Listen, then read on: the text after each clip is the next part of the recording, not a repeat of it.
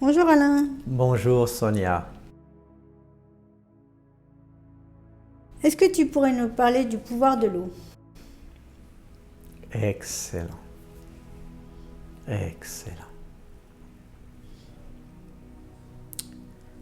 Comme je l'ai souvent expliqué, notre constitution, c'est quasiment que de l'eau. On entend souvent dire le corps 60% d'eau ou 70% d'eau, quelque chose comme ça. Dans mon approche, dans ma compréhension, ça va bien au-delà de tout ce qu'on imagine. Je prends souvent l'exemple de la glace à l'eau.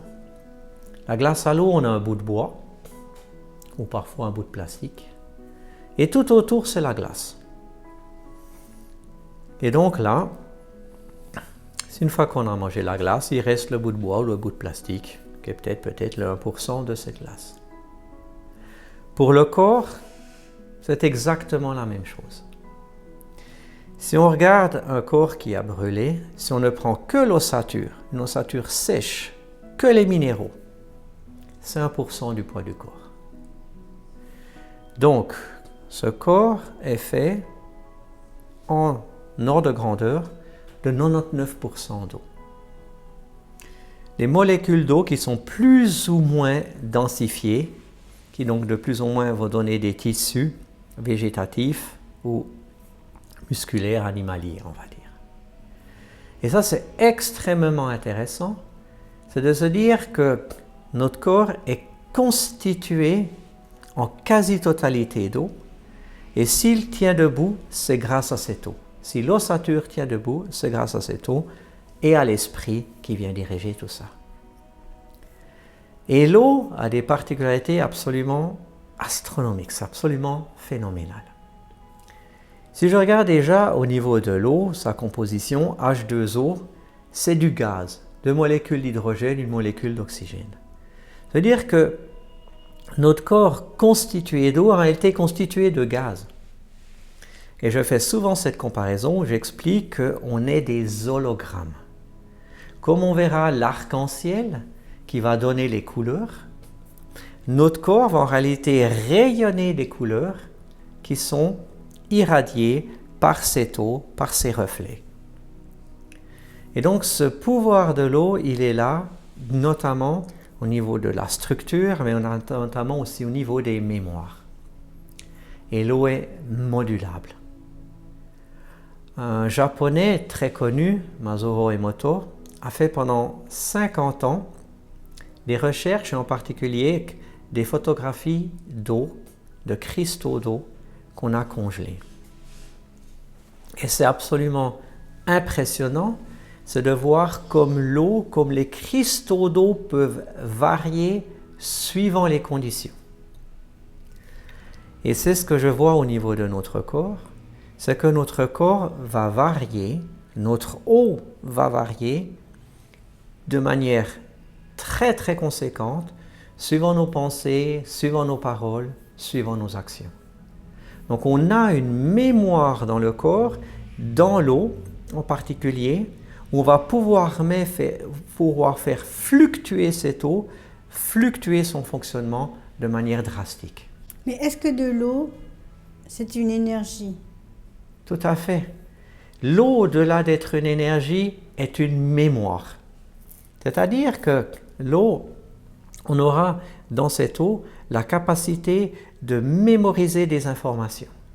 Si on regarde au niveau informatique, on va mémoriser des informations au niveau de la polarité sur un disque, par exemple, ou dans une mémoire, en mettant plus ou moins d'électricité, plus ou moins de polarité, le 0 ou le 1, pour la faire simple au niveau binaire.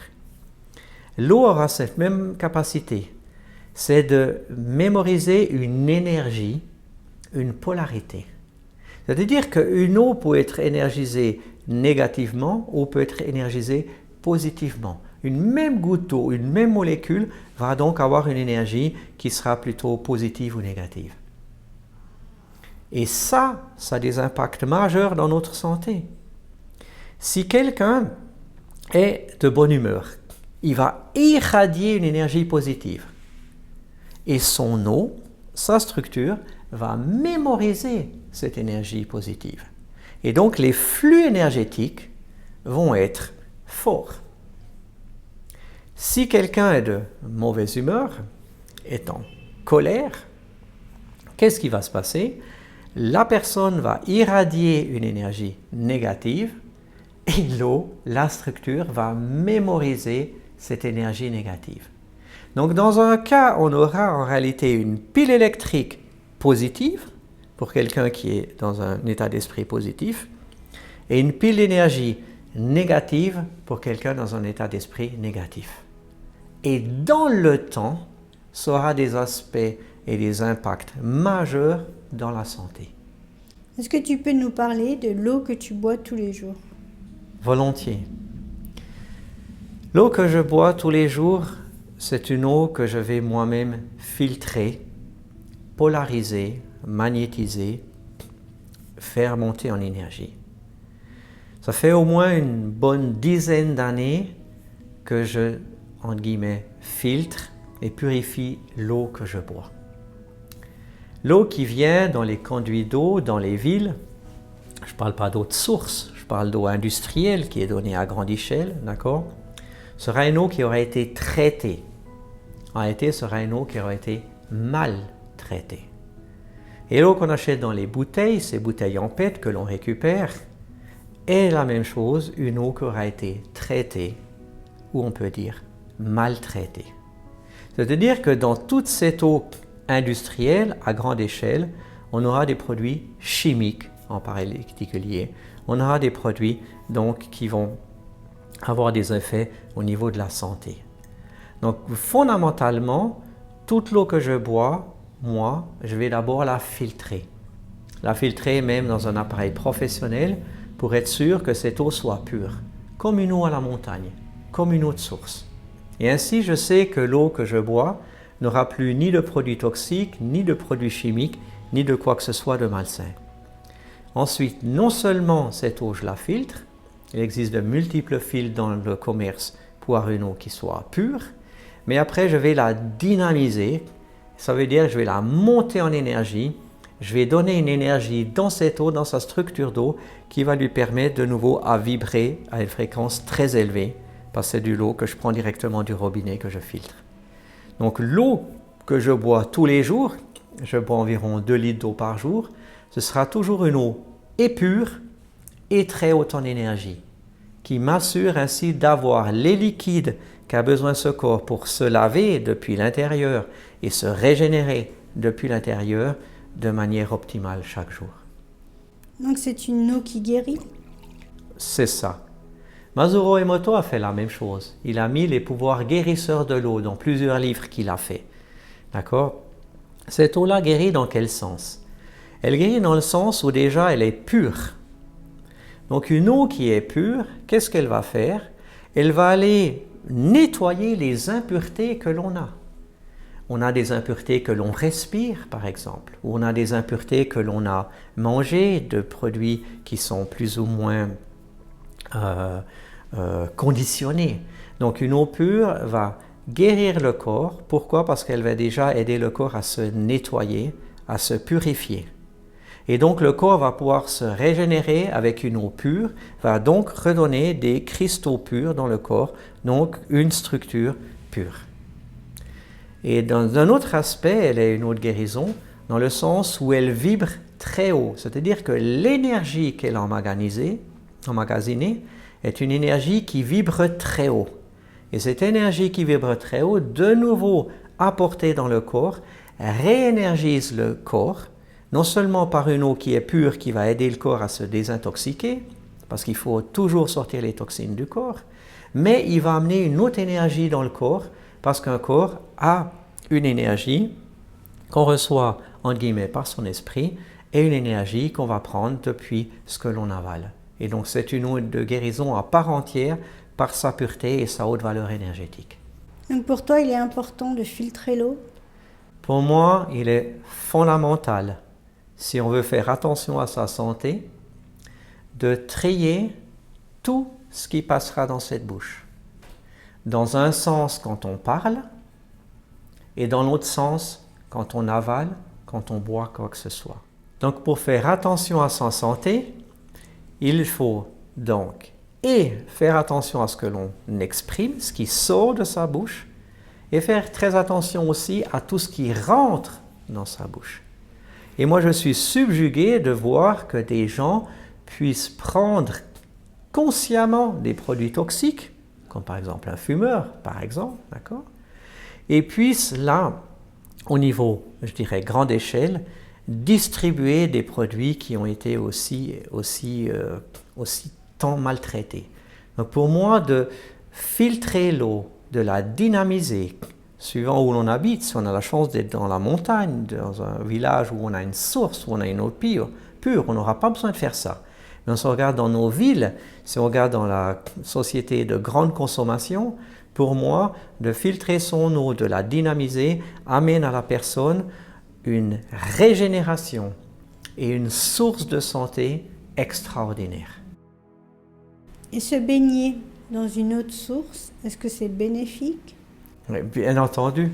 Alors, ce sera de nouveau exceptionnel de trouver un lieu où on puisse se baigner dans une eau qui est une autre source, d'accord? Donc, on peut voir que si on va, par exemple, à la piscine, on aura une eau qui est extrêmement chlorée, par exemple. On serait étonné de voir le chlore qu'il y a dans l'eau que l'on boit aussi dans la haute consommation. Donc souvent, je me dis, on ne boit pas que de l'eau à la piscine qui est chlorée, mais un peu tout partout. C'est juste un exemple. Donc, de se baigner dans des lieux comme ça, naturels, avec des eaux qui sont vibratoirement si élevées et qui sont là au niveau de la pureté exceptionnelle, c'est excellent. Parce que par le principe des vases communicants, le corps va pouvoir se purifier, enlever des toxines, parce que c'est ce que fait le corps en permanence. Lorsque l'on transpire, par exemple, le corps va sortir une multitude de toxines. Il faut voir que pour le corps, d'éliminer les toxines, une des possibilités, c'est par les selles et par l'urine. Et une autre possibilité, c'est par la peau. Et toutes les maladies de peau qu'on a, le psoriasis, l'eczéma et toutes ces maladies de peau, c'est des toxines que le corps va sortir. Parfois, ce sont des produits chimiques toxiques, parfois c'est du stress, parfois c'est de l'anxiété, des choses comme ça, des énergies négatives que le corps a besoin de sortir. Donc de se laver dans une eau pure, c'est absolument rarissime et exceptionnel, c'est merveilleux. Alors justement, comment calmer l'anxiété en utilisant l'eau? Par une méthode par exemple tout simple, en prenant une douche, par exemple, en prenant un bain, d'accord? La douche va se détendre, va nous détendre, le bain va nous détendre. Pourquoi? Parce qu'on aura mémorisé dans notre corps une anxiété. C'est-à-dire que l'eau qui nous compose, comme une mémoire, une véritable mémoire, voyez ça comme un drone, comme un ordinateur ambulant aussi, qui a mémorisé une énergie négative, prenons une anxiété. Si on va tremper ce volume d'eau dans un bain, le bain qu'on a fait couler n'a pas cette anxiété. Le bain qu'on a fait couler, là, a une charge, entre guillemets, neutre, comparativement au corps qui est anxieux. Donc de mettre un corps, une eau qui a une mémoire anxieuse dans une eau qui n'a pas cette anxiété, par le principe même des vases communicants, il y aura un échange d'énergie où la personne va pouvoir se calmer. Extrêmement efficace. Une douche aussi. L'eau qui va couler de la douche n'a pas la charge électrique, magnétique du corps qui est anxieux. Et donc, qu'est-ce qui va se passer? Cette douche va laver non pas seulement au niveau de la saleté physique le corps, mais au niveau de charge électrique, magnétique, d'anxiété que l'eau qui coule n'a pas. Donc ça, c'est quelque chose que l'on peut faire. C'est comme si on va se promener en forêt. En allant se promener en forêt par l'air. L'air de la forêt, qui est paisible, va venir entrer en contact avec nous.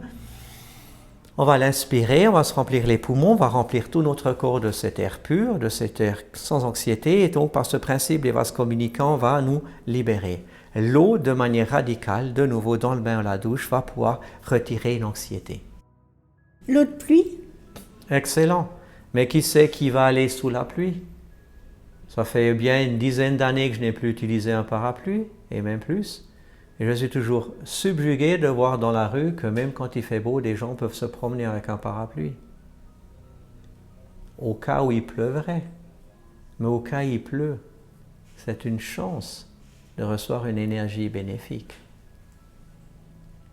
Donc la pluie est sans aucun doute un excellent moyen, d'accord, de se décharger, de changer d'énergie. Simplement, c'est sûr que ça mouille. D'accord? Alors, si on a des beaux habits, c'est peut-être pas le moment d'aller directement comme ça sous la pluie.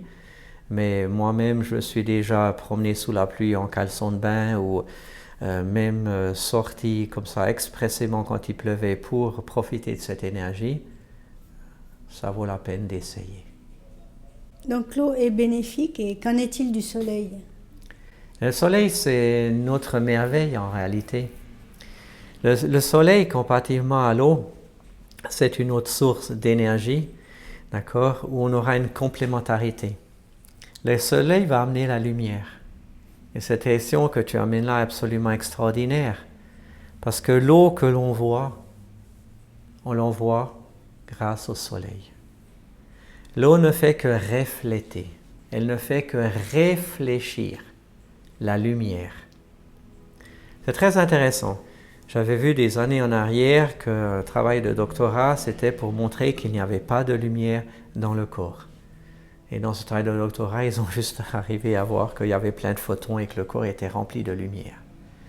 Donc le soleil va notamment amener sa lumière, son énergie lumineuse, réfléchie par l'eau, qui va aussi charger l'eau. Donc un élément fondamental dans la guérison. La source énergétique lumineuse, d'accord, va permettre à l'eau de se charger d'une énergie. Et on peut voir que dans ce contexte-là, dès que c'est l'été, la majorité des humains, ils vont tous aller dans le sud, faire des migrations pour aller au soleil. C'est-à-dire qu'instinctivement, l'humain va savoir que d'aller au soleil va lui faire du bien, va le recharger, va lui permettre à son eau de réfléchir une lumière d'une source lumineuse pure, bénéfique. Donc on a à la fois le yin et le yang, on a à la fois cette polarité de l'eau qui va se charger de la lumière. De quelle lumière? De la lumière du soleil. Et ça en particulier, c'est intéressant de le voir si on regarde au niveau de l'alimentation. Il faut voir que par le passé, toute notre alimentation était faite à même de la terre, à même en liaison directe avec le soleil. Et les fruits, les légumes poussaient avec une irradiation directe de la lumière du soleil. Les oranges étaient bourrées de vitamine C, d'accord? Ou des pommes avaient plein de vitamine C, d'accord? Nos tomates et tout ce que l'on faisait ici directement au soleil avaient là des vitamines, avaient là une énergie bien plus loin que calorifique, une énergie véritablement, une vitalité qui venait du soleil. Ça, c'était il y a quelques dizaines d'années. En règle générale maintenant, la nourriture que l'on mange, en grande majeure partie, elle est produite dans des serres. Donc n'a plus le rayonnement direct du soleil. Ça veut dire que cette nourriture qui a le même look, la même consistance que la nourriture qui est faite au soleil, a en réalité une toute autre énergie. N'aura par exemple plus de vitamines, par exemple. Et donc ça, c'est vraiment important, c'est de voir que le soleil amène la vie. Le soleil amène une énergie qui va permettre de faire fonctionner l'eau, de faire fonctionner le moulin, d'irradier cette lumière. Et dans la nourriture, là aussi, c'est extrêmement dommage que cette nourriture industrielle soit si basse en énergie réelle parce que protégée du soleil fait en serre et plus avec un contact direct. Une fois, tu m'as dit, le soleil brille pour tout le monde la même chose. Qu'est-ce que tu entendais par là? Excellent. Il y a plusieurs aspects à voir là-dedans. C'est que le soleil, son énergie, la nature est là pour tout le monde. Si on regarde comme c'est intéressant, au départ, la terre était gratuite. Tout était gratuit. Le sol était gratuit, les fruits étaient gratuits, on pouvait vivre, manger, boire gratuitement. Entre-temps, tout est devenu payant. Le sol, il faut le payer. La nourriture, il faut la payer. Et même l'eau, il faut la payer. On a de la chance encore que pour le moment, l'air est encore gratuit et le soleil, la lumière du soleil est gratuite. Donc, qu'est-ce qui est intéressant? C'est de se voir que l'énergie du soleil, comme une multitude d'autres énergies, est à disposition de tout le monde. Prenons les rayonnements cosmiques, les rayonnements magnétiques. Voyons le magnétisme terrestre. Ce sont toutes des énergies qui sont là à d'autres dispositions, que moi, par exemple, j'utilise tous les jours pour les traitements, pour les soins. Ça veut dire que ce sont des énergies à disposition que quand on a appris à les utiliser, on arrive à faire des choses extraordinaires. Parce qu'on peut faire de la cuisine avec des éléments visibles, mais on peut faire aussi de la cuisine avec des éléments invisibles. L'air, par exemple, est invisible et sans air, sans oxygène, on ne vivrait pas très longtemps. Donc maintenant, ce qui est intéressant, c'est de voir que cette énergie, on l'utilise ou bien inconsciemment, pour tout le monde, gratuitement, ou on l'utilise consciemment pour faire certaines choses.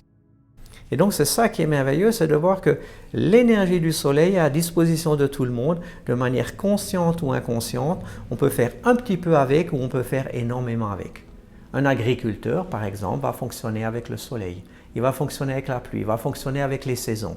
Donc il va pouvoir là, lui, organiser sa production en fonction des saisons, du rayonnement du soleil.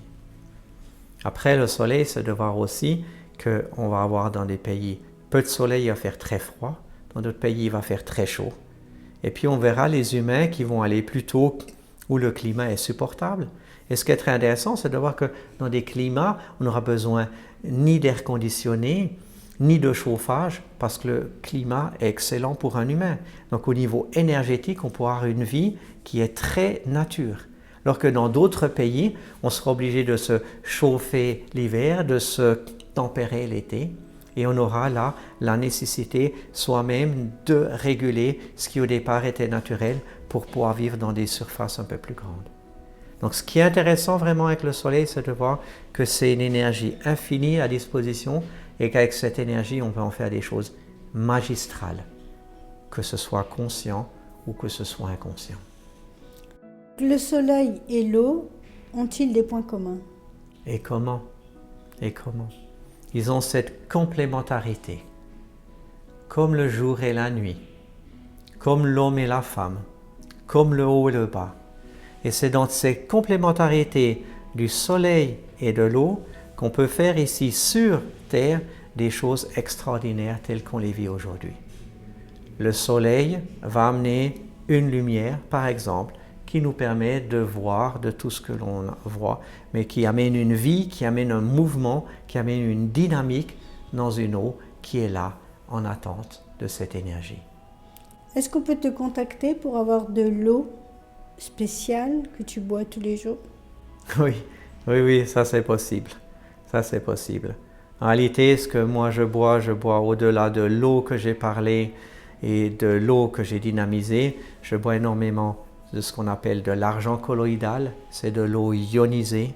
On a mis des particules homéopathiques d'argent à l'intérieur et donc on peut faire là une eau qui est à la fois une eau de guérison qui va donc agir contre les bactéries, contre les microbes, contre les agressions et qui va à la fois donc purifier le corps, le régénérgiser.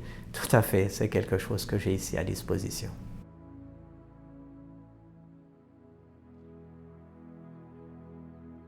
Merci Alain. Merci Sonia, merci.